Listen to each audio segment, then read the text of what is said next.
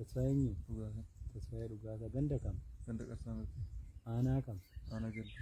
maal irra ture Yoo kan odoon asii asirraan hojjedhe biyya ormaata galee biyya ormaatti qabanii giddaa jedhaan waraanatti nagalchanii geessanii achii kan achii rukutamee wanni dheetu mootummaa kana immoo jibbee amma immoo uummata biyyaa fi sinan dhiifama gaafate hin badee dhufachuu ta'u. waraana kam keessa turte Waraanuma mootummaa keessa. waraana mootummaa keessa waraana mootummaa humna addaa oromiyaati Lakki makkalaakaadha. makkalaakaa warra uffata akkamii uffatan Kan akkana.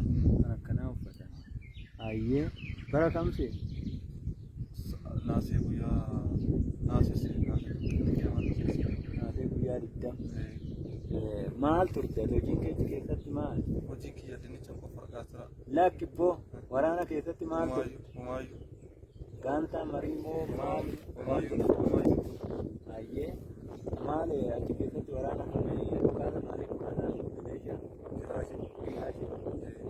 ayyee eenyu lolaa ture Tigreedhaa aanaa kam keessatti deemtee dhufte moo godina kam immoo iddoo kamitti deemtee dhufte maal dhageenya Amaara keenya ganda isaa hin ta'e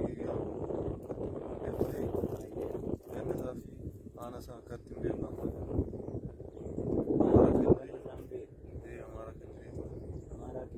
Amaaraa kililii keessatti faannoo waliin lolaa turte moo waraanuma humna addaa oromiyaa kana waliin lolaa turte Waraanuma humna addaati. humna addaa oromiyaa kana nama meeqa taatanitti deemtu Waggaa deemnu nama 60. nama 60 taataniiti TPLF loluu dhattanii shaneedha immoo jettanii maqaa waraana bilisummaa oromootti moggaaftanii waraana bilisummaa oromoo kanaanoo loluu deemtanii beektu hin beektan maal jedhu waa waraana bilisummaa oromoo maal haasa'aa jiru achitti waraanni mootummaa kun Isaan moo isaan waggaa isaan karaa kanan jiranii karaa wallaggaa karaa gadii kana jiru asaanii uumaa iddoo asaanii uumaa rakkina qabu naamna nuun jedhachaa ture. ayyee nama meeqa ta'anii deemu isiniin jedhu Isaan moo waan waraana bilisummaa oromoo nama shaffaa nama 10 ta'anii deemu ayyee baay'inaan qabanii dhaabbatanii waraananii fiiguu naamna jedhu. ayyee Akkan.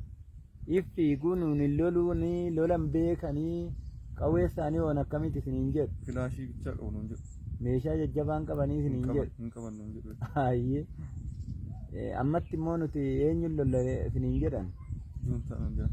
juuntaan lollaa jedhan amma mee ati maal gaafatta uummata oromoo kanaaf maal dhaamsa maalii dhaamta immoo warra waraana mootummaa keessa jiraniif warra makkalaakaa keessa jiraniif immoo maal dhaamtamee waan dhaamtu dubbadhu Ara isaanii uumaa waan dhaamu qabu isiniif immoo wanti ani dhaabu uummata kiyyaa fi jaaladhee miti qaamsiraan hojjedhee nan nyaadhee yaabee achi na wafanii tokko kan holkatti kutanii tokko galee isinii fi uummata odoon beekee si wajjinan dhaabadhee uummata kiyya dhaabadha malee kana miti giddaa jitu na godhe waan ta'eef ammas immoo adabbii isinatti jedhanii fi uummata kiyya dhiifama gaafadhan jedha malee uumaan jedhu. ayyee waraanni bilisummaa oromoo immoo yeroo kanatti ergaa jirufti waa si godhe qaba Umaayyuu nan goon. ayyee Umaayyuu nan goon.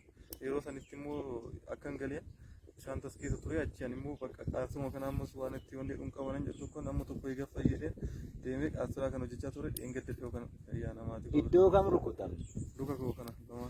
luka lamaan rukutamte waraana TPLFis rukute waraana bilisummaa oromoo loluun deemu hin deemne.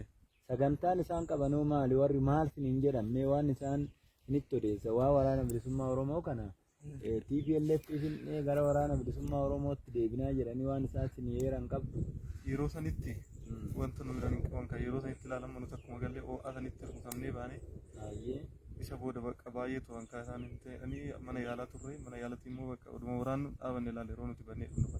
leenjii akkamiis leenjisan Ji'aaf torbee lama. ji'a tokkoof torbee lama makkalaakaa makkalaakaa qoobii immoo akkamiis ni kennan Kunoo uffatuma kana fakkaata koffiyyaa kunoo. kana sinii kennan qoobillee diimaa sinii kennan Lakki kan anuma kanarraa uumama kunoo marmitaa kunoo wanni kaa'uudhaan jiru uummanni kunoo. marga kan fakkaatu Kanuma markiisan. kanuma sinii kennan ayyee warri juuntaa kun akkami karoorri isaanii akkamii siniin jedhanii siniin lolchiisuu deeman Bakka itti faruudde akkuma horiitti bakka nu duuba deemanii tumatti nu naqan malee odoo waa tokko nu hin dhaamsin miliqqee madda waan tokko irree odoo waan nu kun nu hin jedhin akkuma horiitti itti naqaniitu bakka hin tinne.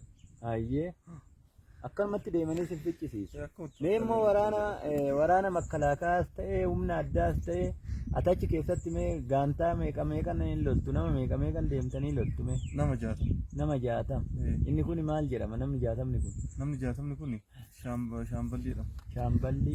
Shaamballiin tokko nama 60 qaba. Nama 60 qaba. Ayyee. Haa. Ammoo mee waraana mootummaa achitti hafe warra makkalaakaa kana maal dhaamtamme waan dhaamtuuf nutti miitoo hin xumure yaada keenya. Waan isaanaaf isin akka bilisoomtu nan barbaada. Biyyi keenya akka bilisoomtu, Oromoon akka bilisoomtu, isin akka bilisoomtu. Warra achi jiran kanaan illee akkuma kiyyaa karaa nagaa kana galaate waraana bilisummaa Oromootti harka kennadha itti ammoo maa itti amme. Yoo fedhii galmaataa qabaatan, yoo jibban mootummaa kana yoo hin jaallanne ta'e yoo garan darne jedha. Ayyee.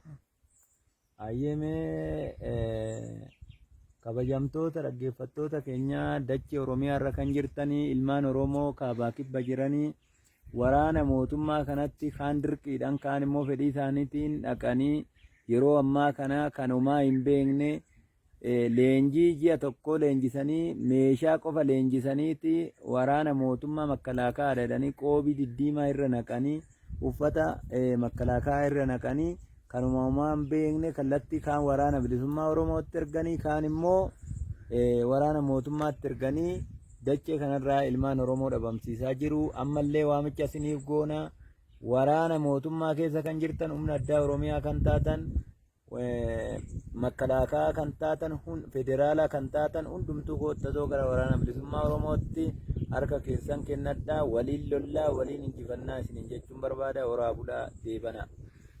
Injifannoon kan eenyuti? Kan uummata Oromooti. Injifannoon kan uummata Oromooti. Dhimee harka wal qabi. Injifannoon kan uummata Oromooti. Injifannoon kan uummata Oromooti.